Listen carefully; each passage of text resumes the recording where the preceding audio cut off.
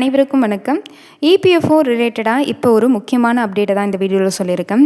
EPFO பயனாளர்கள் குறைந்தபட்ச pension தொகை உயர்த்தணும் அப்படிங்கிற அவங்க கோரிக்கை ரிலேட்டடாக இபிஎஸ் 95 ரூ. 7,500 மாத பென்ஷன் உயர்வு பற்றின ஒரு முக்கியமான ஹாப்பி அப்டேட் அப்படிங்கிறது இந்த வீடியோவில் பார்க்க போகிறோம்.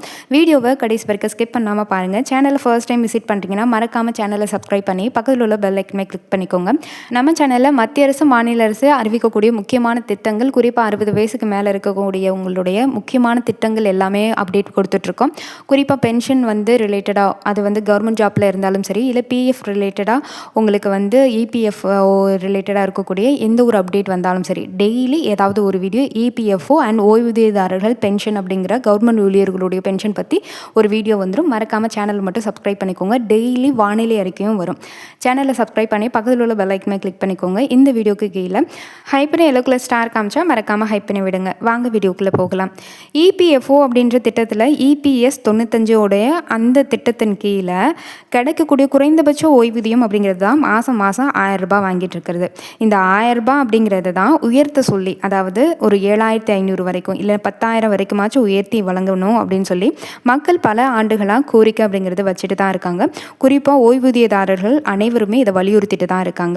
ஏன் இதை இவ்வளோ கடுமையாக வலியுறுத்துறாங்கன்னா, இப்போ இருக்கக்கூடிய விலைவாசி காரணமாக நம்மளால் பேசிக்கான பொருளாதார தேவையை கூட பூர்த்தி செய்கிற அளவுக்கு இந்த 1000 ரூபாய் இருக்காது. அதனால தான் இந்த தொகையை கொஞ்சம் உயர்த்தி வழங்கலாமே அப்படின்னு சொல்லி கோரிக்கைகள் பல ஆண்டுகளாக ஓய்வூதியதாரர்கள் சைடில் இருந்து வச்சுட்டே இருந்தாங்க. அப்படி இருந்த போதிலும் அவங்களுடைய முக்கியமான ஒரு வாதமாக இது நிலைநிறுத்திக்கிட்டே வந்தாங்க. இன்னுமே வலியுறுத்திட்டு இருக்காங்க. இந்த நிலையில் சமீபத்தில் நாடாளுமன்றத்தில் தொழிலாளர் நலத்துறை அமைச்சராக இருக்கக்கூடிய மன்சுக் மாண்டவ் இது குறித்து ஒரு சில விளக்கங்கள் அப்படிங்கிறது கொடுத்துருக்காங்க.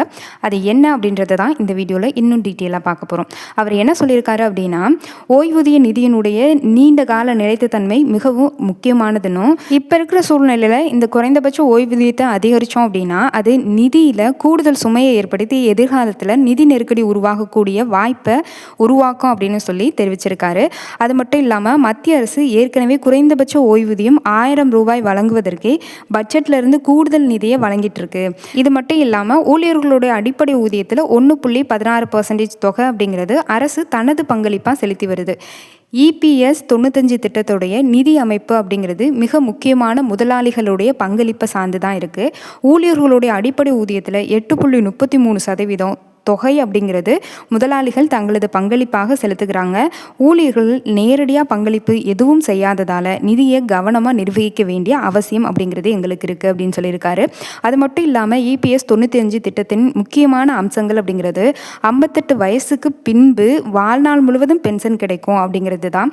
குடும்ப ஓய்வூதியம் வழங்கும் பாதுகாப்பு உண்டு. இது மட்டும் இல்லாமல் 50 வயதிற்கு பின்பு முன்கூட்டியே ஓய்வு பெறக்கூடிய வாய்ப்புகள் அப்படிங்கிறதும் இருக்குது. இந்த நிலையில் ஓய்வூதிய மாதம் 1000 ரூபாய் என்பது இன்றைய விலைவாசிக்கு போதாது.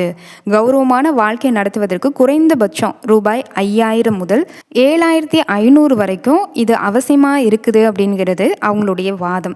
மேலும் பகத்சிங் கோஷியாரி குழுவுடைய பரிந்துரை அமல்படுத்த வேண்டும் அப்படிங்கிறதையும் வலியுறுத்துகிறாங்க. இது மட்டும் இல்லாமல் மத்திய அரசுடைய விளக்கத்தின் அடிப்படையில் உடனடியாக குறைந்தபட்ச ஓய்வூதிய உயர்வு எதுவும் கிடையாது. குறைந்தபட்ச ஓய்வூதியம் 1000 ரூபாய் தான் தொடரும் அப்படின்னு சொல்லியிருக்காங்க. இருப்பினும் எதிர்காலத்தில் பணவீக்கம் மற்றும் விடுதலை தன்மையை பொறுத்து இந்த கோரிக்கை அப்படிங்கிறது மறுபரிசீலனை செய்யறதுக்கான வாய்ப்பு இருக்குது. இந்த முடிவு ஓய்வூதியதாரர்களுக்கு ஏமாற்றத்தை அளித்தாலும் இது இப்போ இருக்கக்கூடிய நிதி நிலைத்த தன்மையும் சமூக பாதுகாப்பையும் ரெண்டுக்கு இடையில இருக்கக்கூடிய சமநிலைக்கு தேவைப்படக்கூடிய ஒன்று அப்படின்னு சொல்லி தெளிவாக சொல்லியிருக்காரு.